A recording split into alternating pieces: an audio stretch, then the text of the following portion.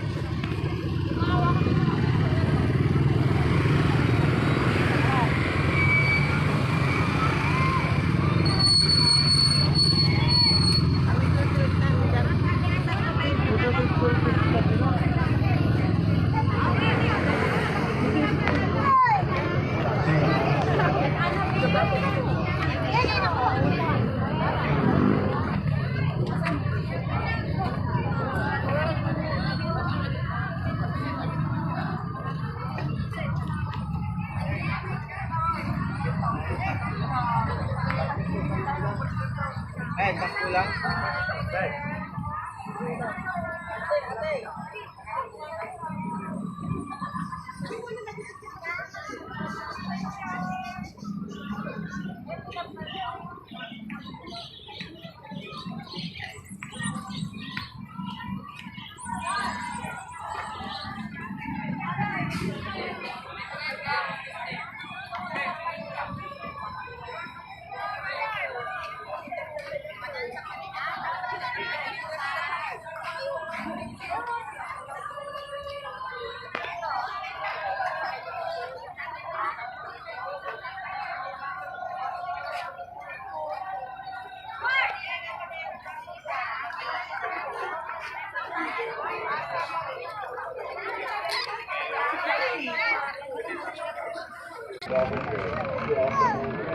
Together with your servant Leo so that his submission and all those holding to the truth and on the Catholic and Apostolic faith. Remember, Lord, your servants and all gathered here, whose faith and devotion are known to you. For them we offer you this sacrifice of praise. For they offer it for themselves and all those who are dear to them, for the redemption of their souls, in hope of health and well-being, and praying the homage to you, the eternal God, living.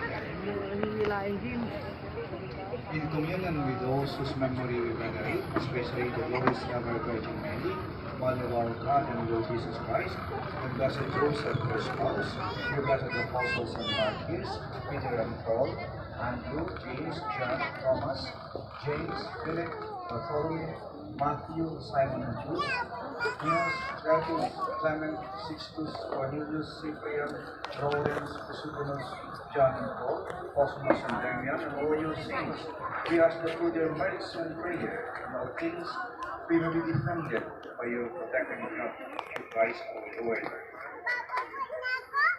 Celebrating the most sacred day, the resurrection of our Lord Jesus Christ in the flesh, and in communion with those whose memory we venerate, especially the glorious Virgin Mary, Mother of our Lord, and Mother of God and our Lord Jesus Christ. Therefore we pray, graciously accept this oblation of our service, that your whole family, which we make to you, also for those to whom we have been pleased to give, the new birth of water and the Holy Spirit, grant them forgiveness of all their sins, order our days in your peace, and command that we be delivered from evil and honorable deeds, and with eyes raised to heaven.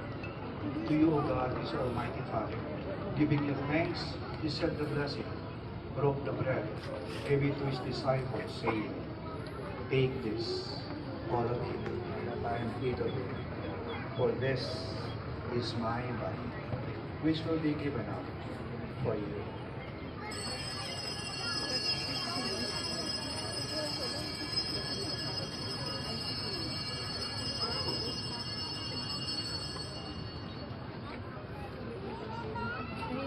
In a similar way, when supper was ended, he took the precious chalice in his holy and venerable hands, and once more giving you thanks, he said the blessing, and gave the chalice to his disciples, saying, take this, all of you, and drink from it, for this is the chalice of my blood, the blood of the new and eternal covenant, which will be poured out for you and for many, for the forgiveness of sins. Do this in memory of me.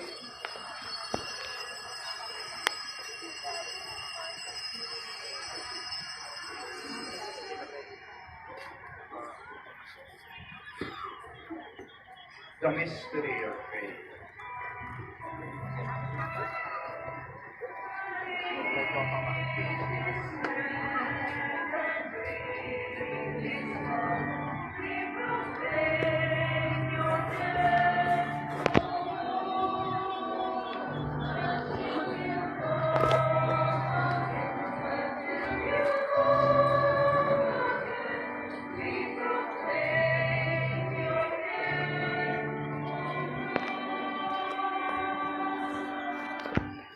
Therefore, O Lord, as we celebrate the memorial of the Blessed Passion, the resurrection from the dead, and the glorious ascension into heaven of Christ, your Son, our Lord,